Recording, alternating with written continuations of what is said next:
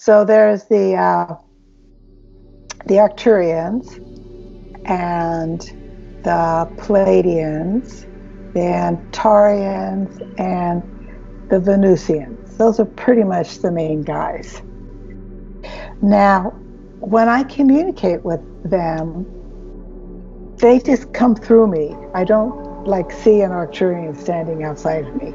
Kind of verbal only, our communication. And the first ones to come in were the Arcturians. They are fifth-dimensional and beyond beings. They're beings that resonate to a higher frequency of reality. And so, in order for us to have an interchange with them, we have to allow ourselves to, first off, we have to allow ourselves to believe that it's possible. That it's possible that you can speak with an unseen being.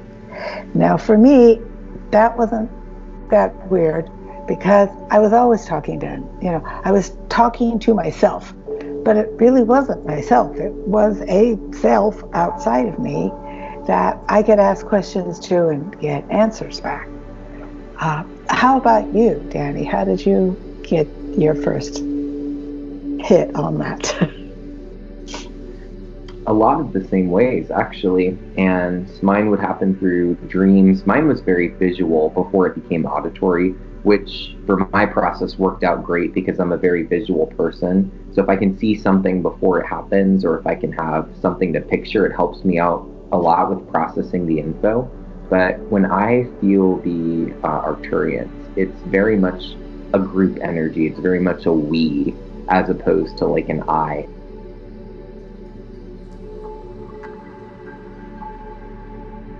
They are a we, but they are an I at the same time, because they are a collective group. When beings resonate to the fifth dimension, they don't have this is you, blank space, this is me, blank space, this is me, blank space. No.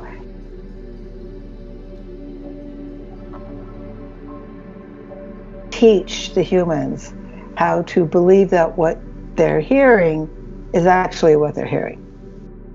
What would you say your experiences with the Arcturians of connecting with them? What would you say they were for you? And then I'll talk about mine in that.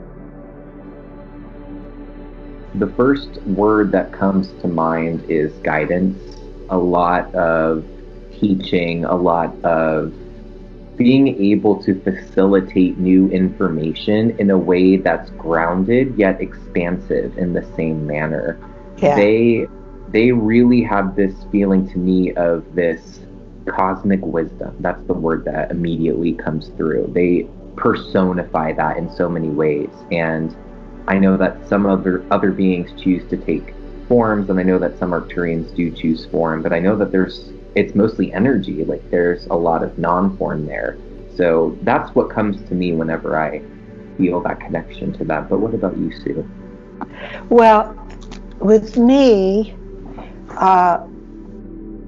it was kind of like that. There wasn't really a form, it was an energy field. But because I communicated with them so much and they communicated with me that much, I had to like create that I was talking to a someone or to several someones. And that was fine with them. That was good. They didn't have a problem with that. And they felt like they had always been with me for many, many lifetimes. And they are really the protectors. They're protecting the planet. And boy, are they busy doing that, because the humans are just not taking care of business very well.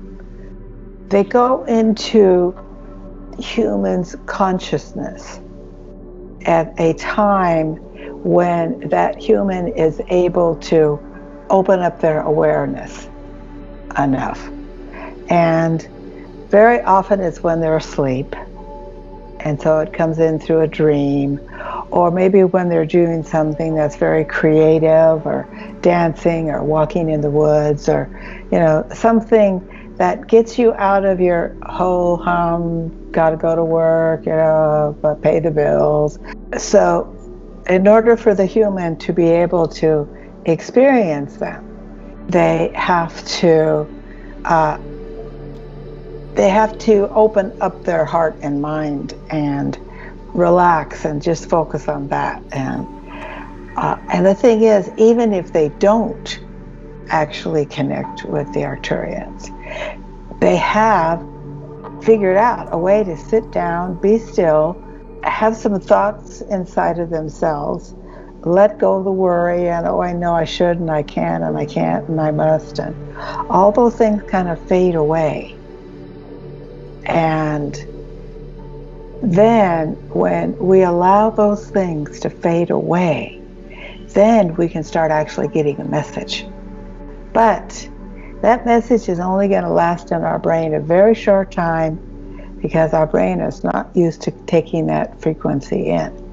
So we have to record it, document it, write it in some way, right away, right now, as it's happening. And then we'll look back at it and go, whoa, no, that wasn't real. So even when we see it written on a piece of paper with our handwriting, we'll think it wasn't real. So, yeah. Except for,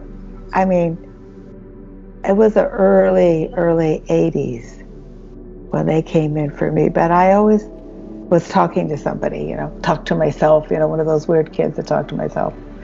But I didn't know it wasn't myself I was talking to. How about you? I bet you were a weird kid that talked to yourself. No, all the time. Still do it. Well, now I know. It's actually funny. I was just reflecting on this yesterday. I'm like, if I could go back 15, even 10 years ago and talk to that kid that was looking at all those lights in the sky and, having all that information, those weird dreams, just to see how much more I know now, those answers that you wish you had so long ago, it just shows an evolution over time. But, and I love the Arcturians for the spiritual guidance, especially, that they are sharing with humanity right now, because they see the value in interconnection and how that can help to really expedite Gaia's healing process, because as we know, she's going through quite a bit right now. So my final question about the Arcturians would be, what are they really helping us to do, or what message are they trying to convey to us at this time? This came in really quick. I'm going to kind of channel them.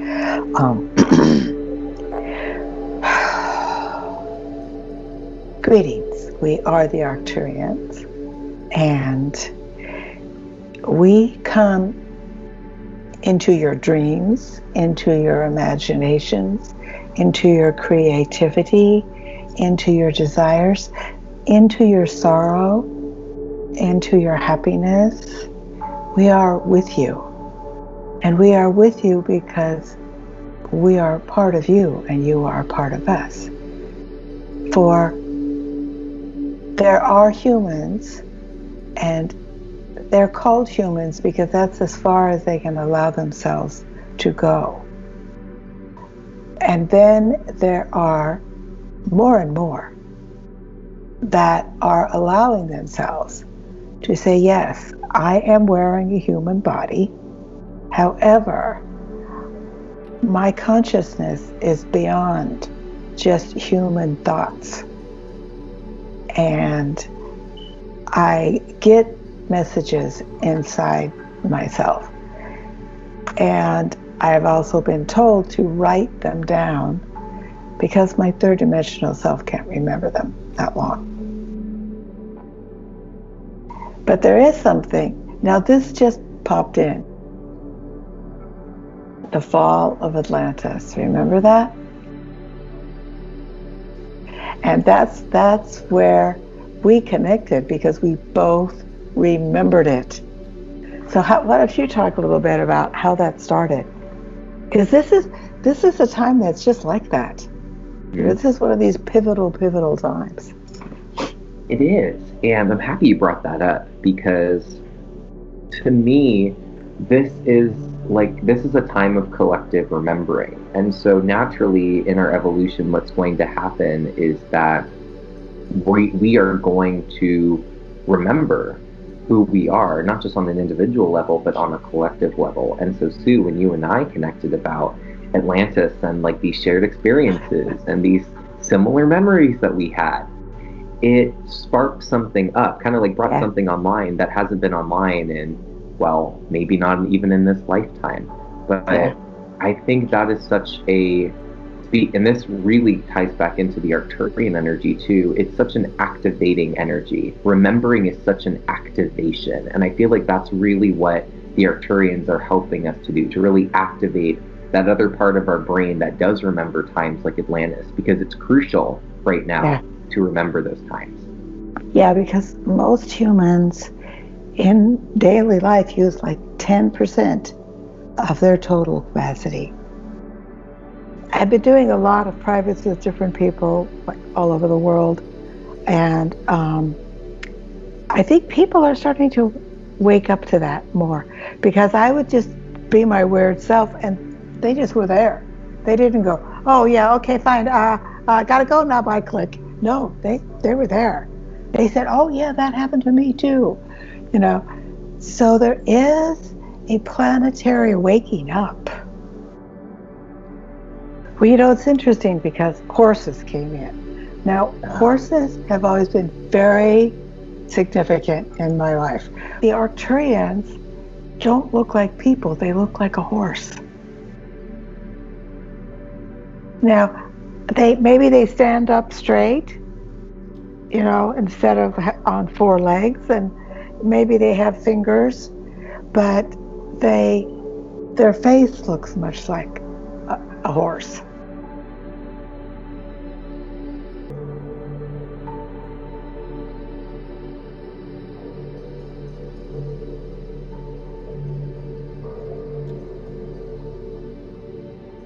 But they can change their looks for people that think it's too weird. They can change themselves, change their energy field, change their aura. Because the fifth dimensional, it's their aura. It's not the physical part. The physical part is like the lowest frequency of the human. And the aura is the highest frequency of humans.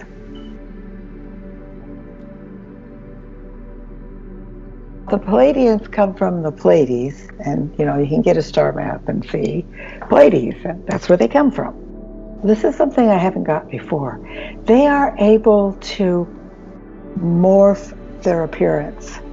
They look very human, but what I just got just now is that they look very human is because they knew that if they look like they really look like that, I wouldn't be able to bond with them so deeply. And so they can kind of look into the aura of the person and see what that person needs them to be. And they have no ego. They don't think like, oh, well, I want to look like I look. No, they're just here to wake us up. The Arcturians and the Pleiadians are the main waker-uppers. They come into our dreams a lot because they're already fourth, fifth dimensional beings. So when we dream, we go into the higher frequencies of ourselves. Then when we wake up, they try to assist us to remember. Now that's the hard part for most humans because, you know, the alarm clock goes ding, you know, and then, oh, I've got an hour and I've got to get blah, blah, blah, blah, blah, blah, and go to work and go through the traffic. And, oh, and the car wasn't working good yesterday. And blah, blah, blah. You know, it's like bang. It just like crashes down into the third dimension. And the Pleiadians, they love beauty. They love beauty. And they love the beauty, the innate beauty that Gaia has had throughout her life. One of the things that they've been reminding me of a lot is breathwork. Is that you kind of breathe in and you just do it as slow and as long as you can, and then you hold as long as you can, and then you're going to breathe out again through your mouth and make it twice as long if possible.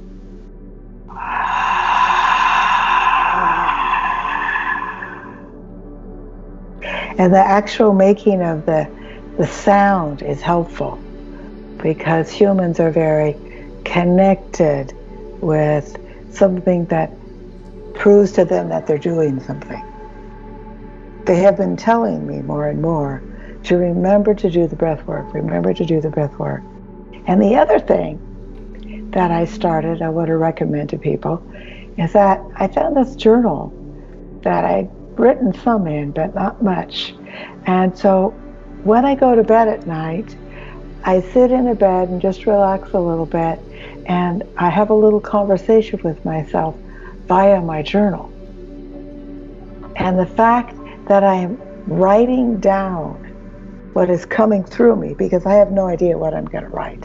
And it's not like, oh, what I did today, and it's definitely not a to-do list.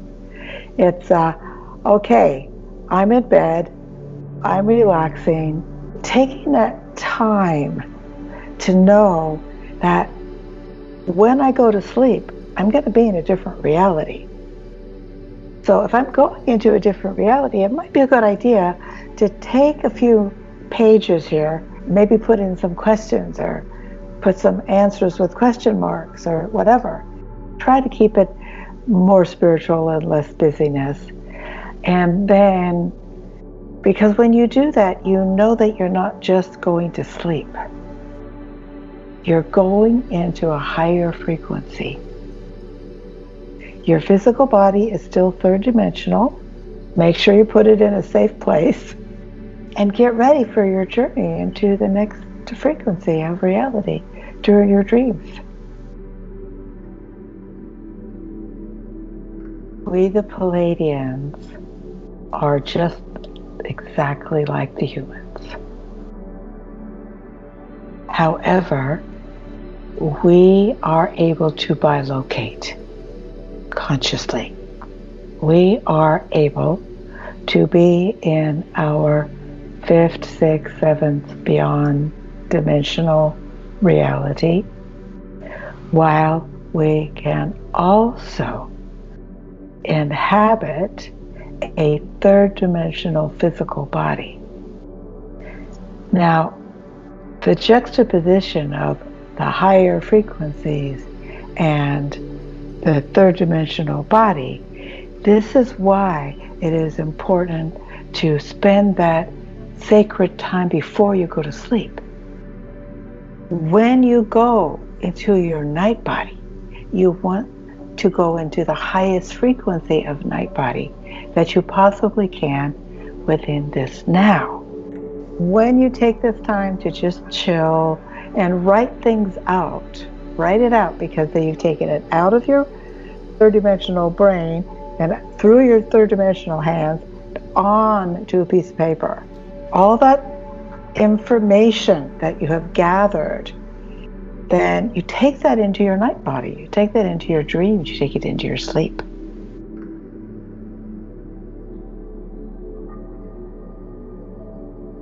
Dear family members, Pleiadian family members who have chosen to wear a human earth vessel during this now of great transmutation, we want you to know that you are ready.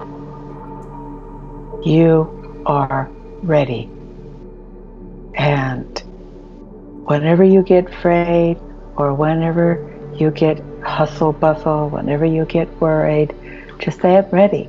I am ready to remember my true, higher, multidimensional self.